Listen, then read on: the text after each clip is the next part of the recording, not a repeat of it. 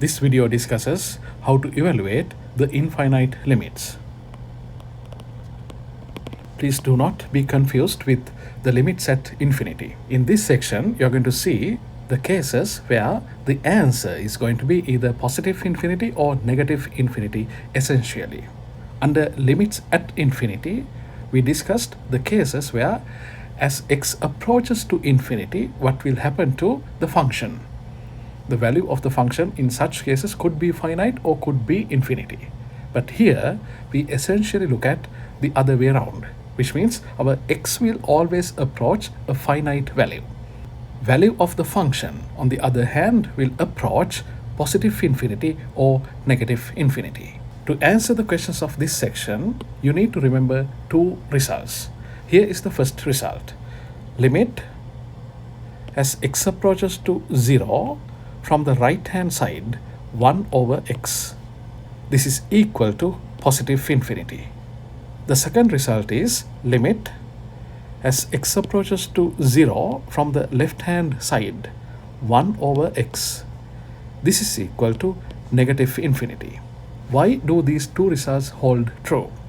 I'm going to give you a simple verification. Think about dividing 1 by 1. If you divide 1 by 1, your answer is equal to 1. Now think about dividing 1 by 0.1. Your answer is equal to 10. Note that 0.1 is 10 times closer to 0 than 1. Now think about dividing 1 by 0.01. The answer is 100. Note that 0.01 is even closer to 0 than 0.1. 0.01 is 10 times closer to 0 than 0.1. Now let's get even closer to 0 than 0.01. Think about dividing 1 by 0.001. Your answer is going to be equal to 1000. That means when you divide 1 by a number that's very, very close to 0, even 10 times closer to 0 than 0.01, we got a really large number, which is 1000. Now think about dividing 1 by 0.0001.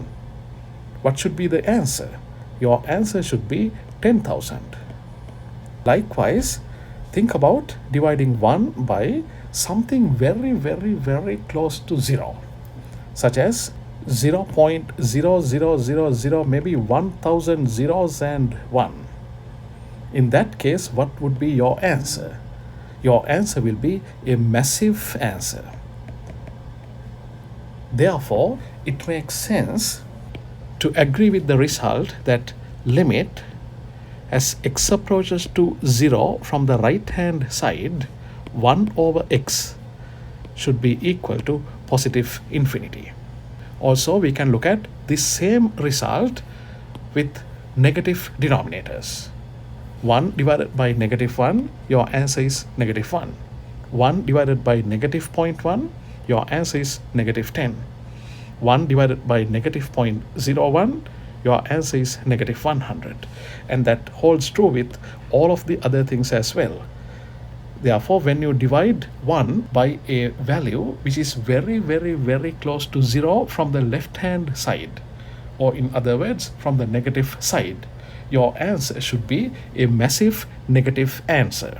Therefore, it makes sense to say that limit as x approaches to 0 from the left hand side 1 over x is equal to negative infinity.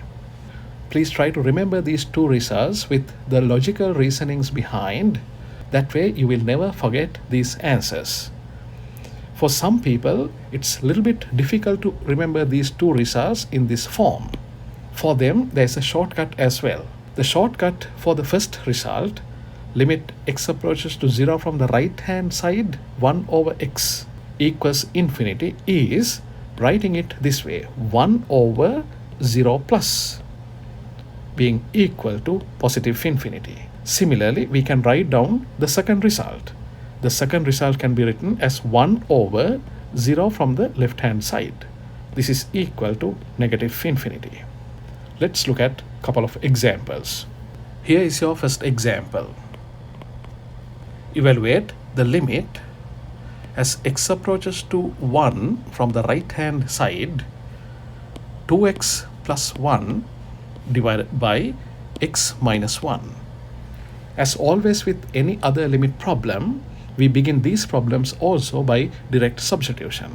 For most of the problems in this section, the direct substitution should suffice. There may be occasional cases where some further simplification is required before doing the direct substitution. For example, you may see questions where factoring is necessary and then dividing out before doing the direct substitution. But for this question, the direct substitution should suffice. For this problem, if I put 1 for x on the numerator, I get 3. In the denominator, 1 minus 1 is 0. However, we have to pay attention onto the case where x is approaching to 1 from the right hand side. That means, yes, x is very close to 1, but it's slightly more than 1. When that happens, what happens to x minus 1?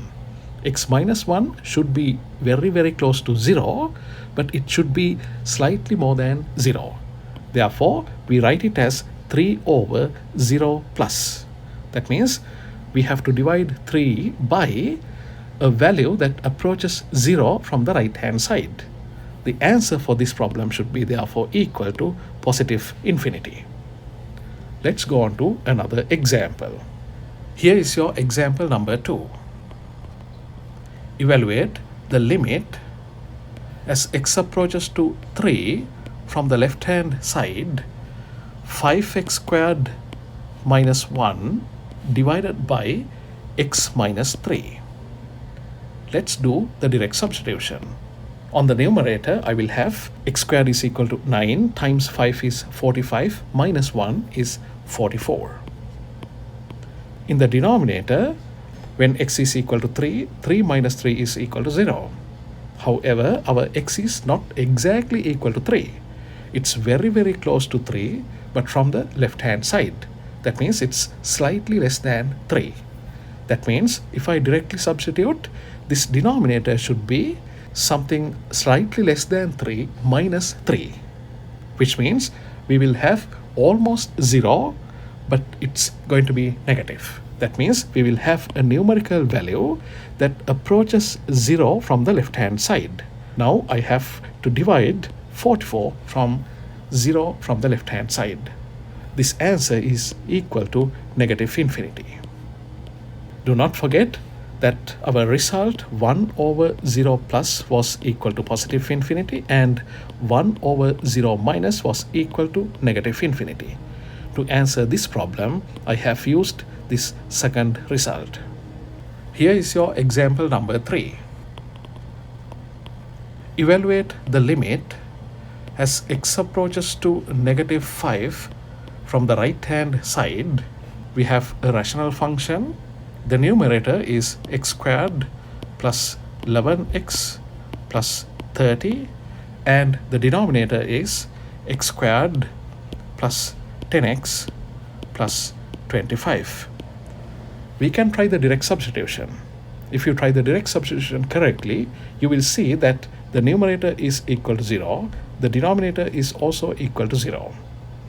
We didn't discuss a 0 divided by 0 situation, or even 0 minus divided by 0 minus, or maybe 0 plus divided by 0 minus, or 0 plus divided by 0 plus, or maybe 0 minus divided by 0 plus.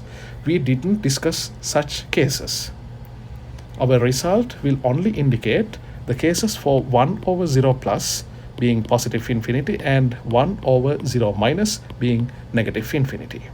So what are the alternative methods that you can think of? Very straightforwardly, we have seen these kinds of problems before. We do the factoring. So let's look at the factors.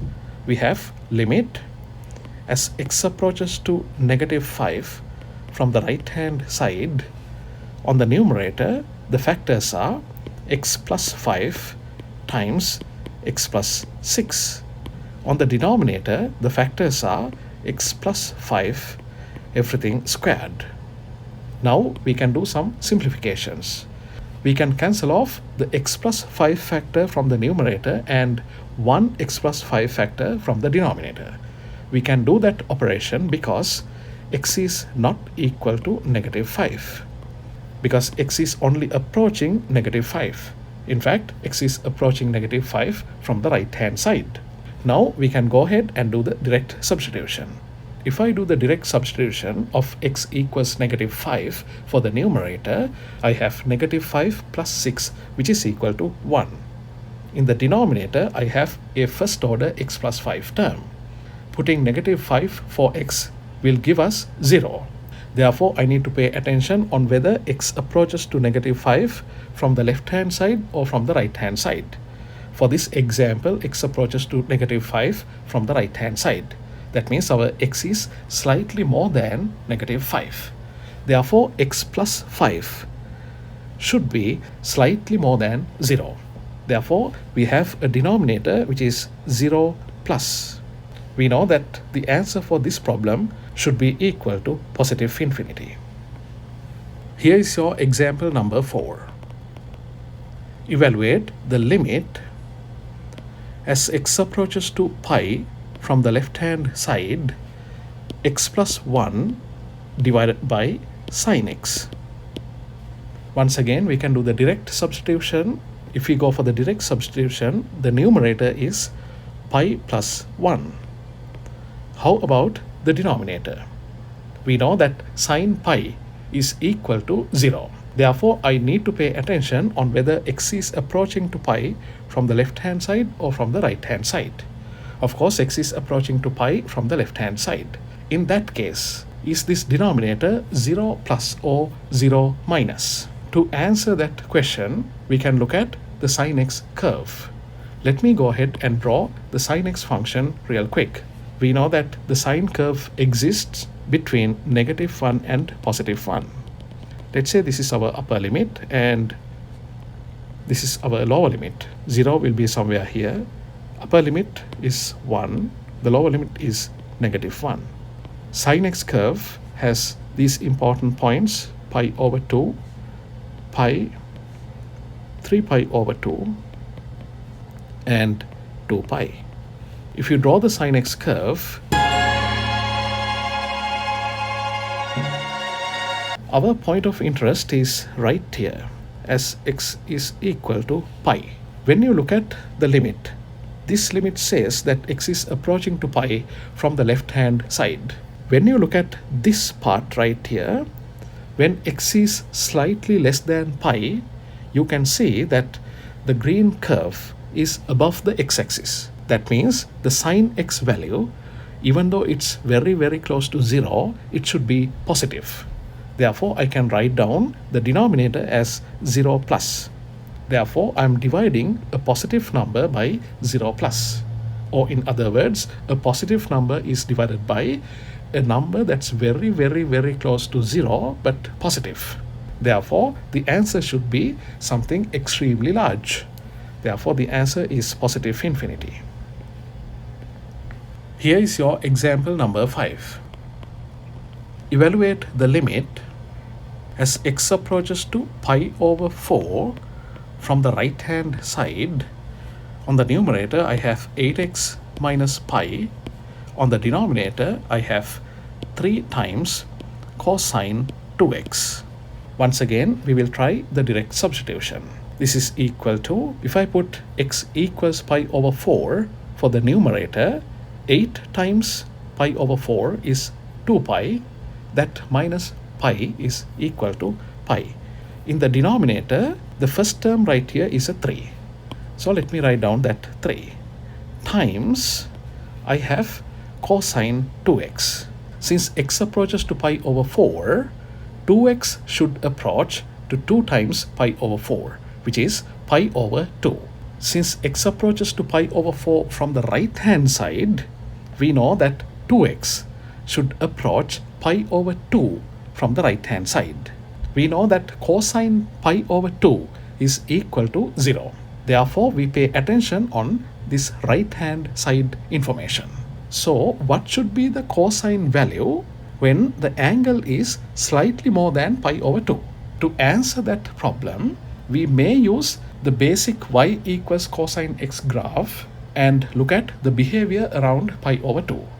Or we can use the graph for y equals cosine 2x, which is the function given here, and look at the behavior around x equals pi over 4. That's the given limit. Let me go ahead and draw the graph of y equals cosine 2x for one period.